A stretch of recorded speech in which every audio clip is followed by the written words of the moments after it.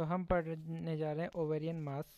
सबसे पहले follicular cyst की बात करें तो ये मोस्ट कॉमन ओवेरियन मास होता है यंग इंडिविजुअल के अंदर। पहली इंपॉर्टेंट बात, अगर बहुत सारी मल्टीपल फॉलिकुलर सिस्ट है तो उसे कहते हैं हम पीसीओएस की बीमारी। फिर बात करते हैं कार्पस ल्यूटियम सिस्ट के बारे में, तो इसे हेमरेजिक सिस्ट भी कहते हैं। इसके अंदर क्या होता है, कार्पस ल्यूटियम जो होती है वो रिग्रेस नहीं करती है जबकि ग्रो करती रहती है, तो इसे हेमरेजिक सिस्ट भी हम कहते हैं। फिर हम बात करते हैं थीका ल्यूटिन सिस्ट। तो ये जो थीका ल्यूटिन सिस्ट होती है, it happens due to over stimulation of HCG।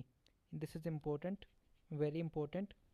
Due to over stimulation of HCG, it is only seen in pregnancy. ये जो होती है यूजुअली बायलेटरल होती है।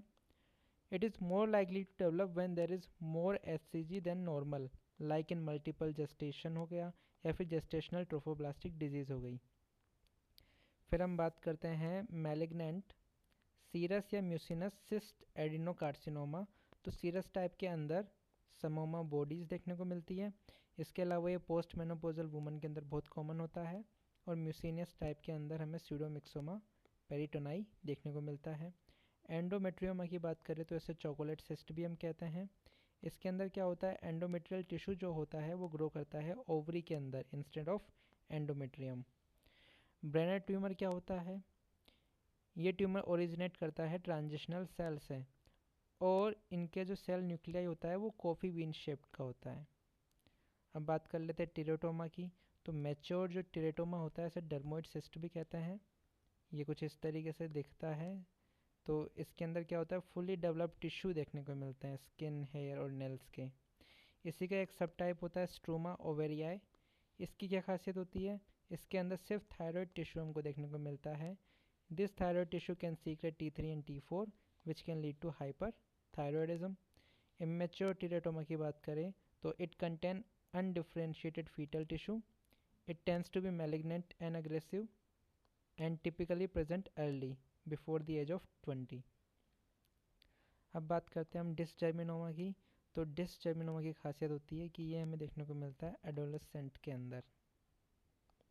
बायोप्सी में फ्राइड एग अपीयरेंस देखने को मिलती है इस तरीके की, ये देख लो फ्राइड एग अपीयरेंस है ये। इसके अलावा ये ओवेरियन एनालॉग है किसका, टेस्टिकुलर सेमिनोमा का। एंडोडर्मल साइनस ट्यूमर, इसे योक सैक ट्यूमर भी कहते हैं, बच्चों के अंदर मोस्टली देखने को मिलता है।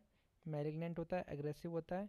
माइक्रोस्कोप के अंदर हमें शिलर डुअल बॉडीज़ देखने को मिलती हैं, और लैब के अंदर हमें AFP जो होता है लेवल वो बढ़ा हुआ मिलता है। और बात कर लो ग्रेनुलोसा सेल ट्यूमर की, तो माइक्रोस्कोप के अंदर कॉल एक्सनार बॉडीज़ देखने को मिलती है, और लैब के अंदर इनहिबिन B जो होता है वो बढ़ा हुआ देखने को मिलता है। थीकोमा की बात करें तो ये थीका सेल से बना होता है। ग्रेनुलोसा और thecoma are the more common in post menopausal women. तो देखो मोस्टली जो ट्यूमर होता है वो पोस्ट मेनोपोजल वुमन के अंदर कॉमन होते हैं, कुछ को छोड़ के, जैसे कि डिसजर्मिनोमा हो गया जो कि एडोलेसेंट में कॉमन होता है। इसके अलावा फोलिकुलर सिस्ट की बात करें तो वो ड्यूरिंग रिप्रोडक्टिव एज जो होती है यंग फीमेल, उनमें कॉमन होता है। तो ये थ्रीकोमा और ग्रेनुलोसा सेल जो होते हैं वो एक्सेस एस्ट्रोजन प्रोड्यूस कर सकते हैं। अब बात करते हैं फाइब्रोमा की। It is a part of Meigs syndrome. Meigs का एक ट्रायड होता है जिसके अंदर होता है फाइब्रोमा, असाइटीज़ और हाइड्रोथोरैक्स। हाइड्रोथोरैक्स इसमें भी पानी है, इसमें भी पानी है। सर्टोरी लेडिक ट्यूमर की बात करें तो लेडिक सेल जो होती है उसके अंदर रेंगी क्रिस्टल्स पाए जाते हैं। Lady contain crystals,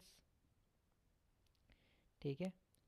these tumours can be hormonically active, hormonically नहीं हार्मोनली एक्टिव, और they can secrete androgen like testosterone which can lead to hirsutism, ठीक है।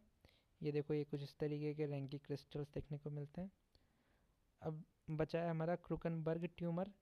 बायलेटरल ओवेरियन ट्यूमर होता है, मैलिग्नेंट ट्यूमर होता है जो कि ओरिजिनेट करता है GI सिस्टम से। GI सिस्टम के अंदर भी specifically diffuse gastric carcinoma. These are mucin secreting and have signet ring cells. तो ये देखो ये सिग्नेट रिंग सेल्स दिख रही है आपको, यही इनकी क्या होती है, खासियत होती है। ओवेरियन कैंसर के लिए रिस्क फैक्टर की बात करें तो जितनी नंबर ऑफ ओवुलेटरी साइकिल्स होती है उतने ही ओवेरियन कैंसर के चांसेस भी बढ़ जाते हैं। तो इसके अंदर हो गया never been pregnant, infertility, early menarche, late menopause. तो ये सब कॉजेज हो गए ओवेरियन कैंसर के। इसके अलावा जेनेटिक प्रीडिस्पोजिशन भी हो सकता है, अगर BRCA1 और BRCA2 जीन म्यूटेशन अगर पॉजिटिव हो। इसके अलावा एक लिंच सिंड्रोम होता है जिसके अंदर बहुत सारे कैंसर होने के चांसेस बढ़ जाते हैं। This include endometrial, colon, GI cancer and ovarian cancer. एक होता है Sister Mary Joseph nodule, most cases associated with gastric cancer. Treatment की बात करें तो कीमोथेरेपी, सर्जरी और रेडियोथेरेपी हो गई। और अगर रेस्पॉन्स को मॉनिटर करना हो तो level of carbohydrate antigen 125 is done.